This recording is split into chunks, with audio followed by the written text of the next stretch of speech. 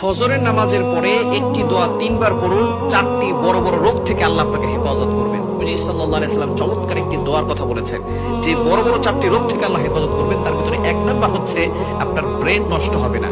অনেকের দেখবেন মেধা শক্তি কম, এই মেধা শক্তি কমে যাবে না, তার ব্রেন নষ্ট হবে না, পাগল হবে না, পাগলামি মাতলামি ভাব তার ভিতরে আসবে না। সুতরাং এই দোয়াটা অবশ্যই পড়া দরকার।